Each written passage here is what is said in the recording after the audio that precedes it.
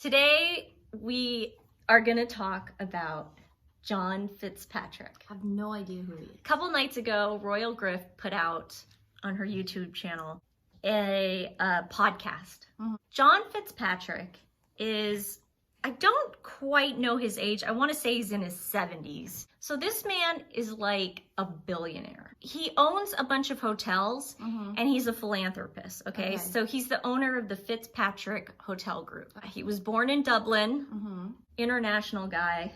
I just think he's just like a international playboy. To be honest with you, At 70? that's just the vibe I get from him. He really had a lot of great respect for his dad and his mom, and when they passed away, he started a commemorative annual golf tournament in their honor. He would have fellow Irishmen like Roy McIlroy. Who's that? He is a professional golfer. Now, what does this have to do with Meghan? Yeah. Okay, so in 2018, he went on a podcast before all this stuff came out about Meghan and her being a grifter and a con artist and all these things. And a liar and a liar and a narcissist. crazy, I mean, it's all an overall crazy person. Yeah, exactly. And it was still back when like people were going on shows and just singing her praises and just being like, what a wonderful woman she is. I did it. Why would he even bring her up? The host of the podcast goes, now you know Meghan Markle, you were at her wedding. Oh, okay. Yeah, she's just such a great person. We're really good friends, da da da.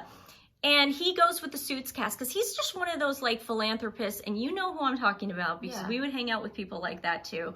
And we would hang out with people from the Middle East in LA, and they just had money to drop, and all they wanted to do was be in the in crowd. You would never You guys imagine have how no much idea. they spent on birthday parties. Rich people like that, it's so different than like celebrity rich. The reason why you see people like Hillary Clinton and Beyonce going to these birthday parties in the Middle East is because they want to hang out with celebrities like that. Yeah. And you and I do have some sort of history of that where we were approached by some Middle Eastern people because we were at a birthday party. And it's just a different thing because they do not want... They saw twins. They saw twins. 19-year-old twins. They can afford prostitutes. They can afford, you know, the one-night stand. They can do all that. But they want also weekends and they want weeks with women who have graduated from college, who have been abroad, who have can carry a conversation. Funny story. Which Meghan is very good at, and she was very good at. Funny side note though, Nancy and I did a college film called The Whore of Mensa, and we played two twins, and we were prostitute twins, and our service to men was listening to NPR with them. Listen to NPR with you. It was just that was our one line. It's called The Whore of Mensa. And believe it or not, it was written by Woody Allen. It was. So there you go. Hire us and we'll listen to NPR with you. And Abigail Spencer obviously was part of it, where these rich guys like John Fitzpatrick would be like, oh, these actresses from Suits are going to hang out with us for the weekend. You know, they just want the pictures and they want the clout. And when they go to like the Italian Riviera, it's arm candy. It's consenting. Obviously, Meghan does not want to admit this part of her past because she wants it's embarrassing. She wants to act like she's royalty. Well, she wants to act like she has done only charity work. Yeah. She worked for the UN or something. And the only reason she started going to Rwanda that one time and going to India that one time was because they were grooming her to whoever, I think Marcus and that whole crowd, they were from Soho House. Yeah, grooming her to trap Harry, and she needed something on her resume.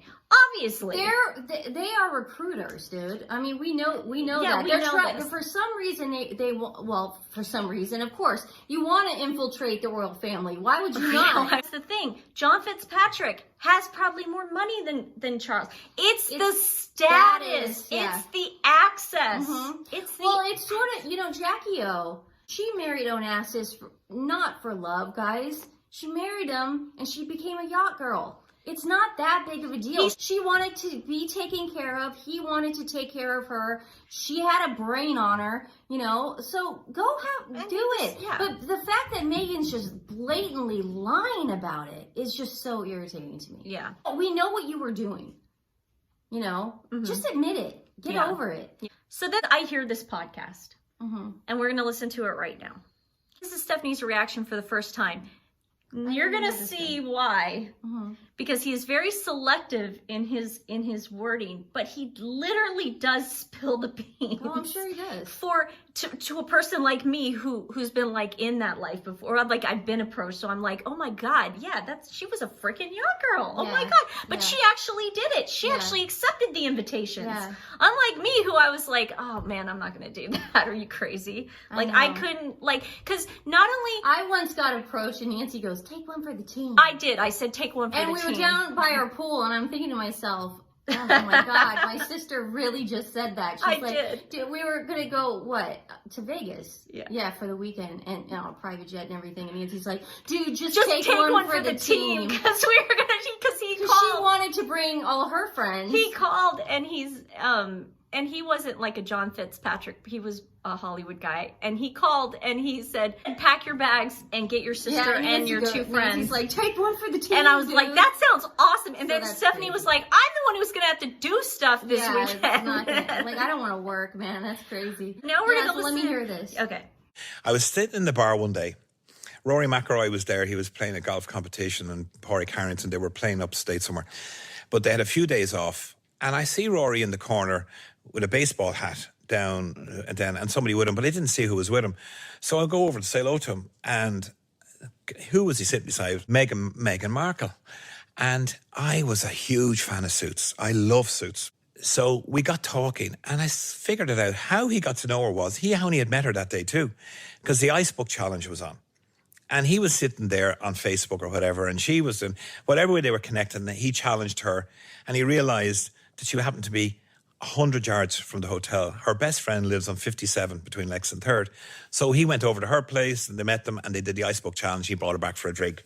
Well, that night, I'm going down to Cipriani's, and fair dues, Rory was coming and Sean O'Flaherty, his top guy. And I said, come on, Meghan, you want to come? And she said, I said, Meghan, come on, we're all going for a bit of fun. We all came, had a bit of crack. And a few, my best friend David Doyle's daughter, Ashley Doyle, over with her friends. So we also had about 20. And one thing I loved about Meghan was, the first time was, she came a little bit later, but she went around the room to every one of those other girls that were sitting at the table, to the young girls who just were mad.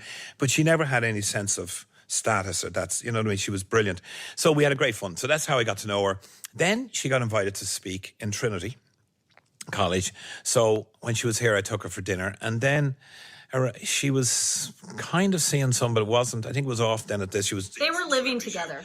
So yeah, I took the opportunity to invite her to the White House one March, and it was. And she said, I'd love to go. You weren't dating her? No, I was not dating Sorry, her. I'm and joking. Officially, I was not dating her. Officially. Very clear. Now that Prince Harry is involved, I definitely was not dating her. But no, we were just best friends. I understand. But she was a great character. And what we did was, I remember ringing her. I said, listen, I'm going to the White House. Do you want to come? And it was amazing, of course. Take one for the team. Take one for the team. It was a big deal for her. And I said, now, hold on, we're only going to the White House. She needed the picture. Where there's 200 other Irish. Yeah. We're all there. But we're going to have fun. And she said, I'd love it. Well, I swear, we went down and we had the best time. And we were in the right position that Obama came over, because I'd met Obama a couple of times. I introduced her to Obama. And she was over the moon. And I'm going, this is a movie star. But you think of it, she'd never been there. So we had a great time. Even at the end, we always used to go to the ambassadors or residence. But there was always an hour or two gap. So I'd go back to the Willard. And I'd always host a reception. It's all the same places. In my suite, I had more than I thought I would have. About nearly 30 showed up. And I remember turning around to Meghan and saying, Meghan, I don't have enough staff here, so you're going to have to help me serve the coffee and the tea and make it. I'm doing it myself. And no problem. And here she was serving Loretta Brennan Glucksman. Meghan Markle was doing the serving. She was brilliant. She was, the two of us, I said, you got to help me. She got behind the bar and everything. She's brilliant. She is, she gets a tough time, but she's absolutely. So anyway, then what happened was, she came back to Ireland. She's trying. And we just became very close friends. And then I got to know Sarah Donna and and then out of the blue, we just stayed very close. And she came to New York. We'd go for dinner and whatever. Oh my God. Okay, we'd go up. Told you. Bill Bouquet. But she was just very all the normal. same spot. And then when she started, we'd be emailing each other and all sorts of stuff, and we'd stay in touch. And I never forget it. I saw her with Prince Harry, and I said to her, and then she started coming off Instagram. She started coming off all her. I said, so I go to her and I said, oh, something's happening here. And then, so we were able. So anyway, she got engaged, and then she got married. And she invited me, and it was an amazing wedding because it was just so different. You know, the wedding was different. So, and I'd never been to a royal wedding. So, but then at this She invites him, but no family. No. This is how I want to describe what Meghan was. It's more like a geisha.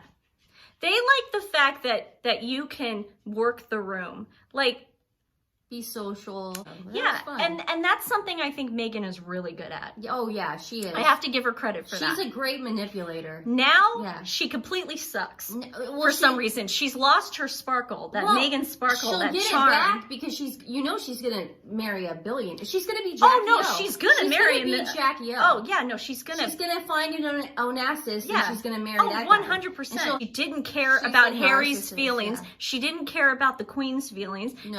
Like at the end of the day, I could never do that to the Queen. Man, that's crazy. I would just die. I'd be like, oh my God, this woman's given her life. But it's not even that she's the queen, it's that it was Harry's grandma. It is grandma. And she was passing away, and it was like, oh man, you could have been there, and it's like you ruined it. So not only is John Fitzpatrick, you know, just this kind of guy that wants to hang out with these yacht girls, but he's also really good friends with the Clintons. Yeah. So it's so interesting because then there's that famous picture of Kevin Spacey and Ghislaine Maxwell, who was Jeffrey Epstein's madam. Yeah. At Buckingham Palace, sitting on the throne. Yeah. That's so crazy, and it's all in the same timeline. I'm telling you. That Prince Andrew was involved in that scandal. It was all the same time. So whatever's going on with her, she was definitely recruiting Harry. Yeah, this was a recruitment, and she did a a great job because Harry's a mess. But now we know that she also had a lot of help. Oh, she had a lot. She had a lot of money back, and you know now it makes kind of like to me because you just showed me this stuff, or I listened to it for the first time. It makes sense to me now why Tyler Perry and people are throwing money at her because she really hung out with the elite, like. Moneymakers. People like John Fitzpatrick, you know, he came from nothing. So the royal family to him, he is very resentful of them. Yeah. And plus he's Irish, so that's even doubly resentful. Right. So of course he wants to infiltrate them somehow. Yeah. Like he was never good enough to come to a royal wedding before, but now he can go. And like she's letting people have access. Yeah. And that's what Epstein and Ghislaine did. They gave people access. Whatever they had on Andrew, they were able to get access to that throne room. And that's what Kevin Spacey and other celebrities alike wanted. They wanted that access. Picture, George Clooney. They just wanted that. And there's nothing wrong with that. Listen, Meghan played a really good game. She did, but it's over. She played a really good game, but you know what? She got too many people are talking. She got way too cocky. She should have stuck with the royal family at least 5 years. Did you see? At least. Today, though, there's rumblings about how she just wants to patch it up. Well, that's not going to happen. I mean, King Charles is not going to let that woman. No, they can't. You know. Listen, if you and I can see through this. Yeah. Do you not think that they can see through this? You don't think that this has happened to them a million times? Well, Andrew brought them into this mess. He brought his family into this mess. And yes, he screwed up. But here's the thing about Andrew. He's trying to right his wrong. Andrew's staying close to the family. He's doing everything that his brother wants him to do. Meghan just went rogue. Just want to touch upon that golfer real fast. Yeah, who's he? So, of course, this golfer, this Rory guy... Somebody in their PR circle, he probably has the same PR as her at the time, Sunshine Sachs. So they said this whole ice bucket challenge, his publicist said, who is her publicist, said, you need to do this actress Meghan Markle, and they sent him over there. So he does the ice bucket challenge, and of course she's like, where are you staying? And she goes, and he's like, I'm staying at John Fitzpatrick's hotel. And then what does she do? She goes to the hotel and she has a drink with him, and then that's how she meets John. Now, I think Rory brought her there to meet John, to be honest with you. Yeah. But she then also started hanging out with this golfer, and going to Ireland. In my opinion, and this is my opinion, okay, there is no doubt in my mind anymore that this is what Meghan did.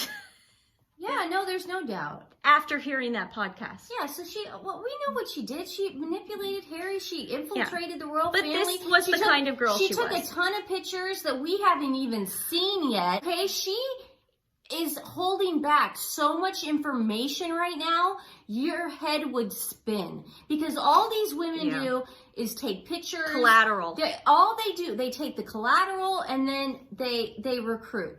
Take the collateral, recruit men. Take the collateral, recruit That's men. how Epstein and That's what Ghislaine was doing. It's all the same thing, okay? It's all power. I'm all listening power. to this, and it's not that shocking, dude. I mean, I know, but I mean, we want to thank the Royal Grift for bringing this to our attention. That was a really good find. Yeah. She asked people at the end. She goes, she didn't want to like analyze it, but you know, that's why I'm like, I'll analyze it because,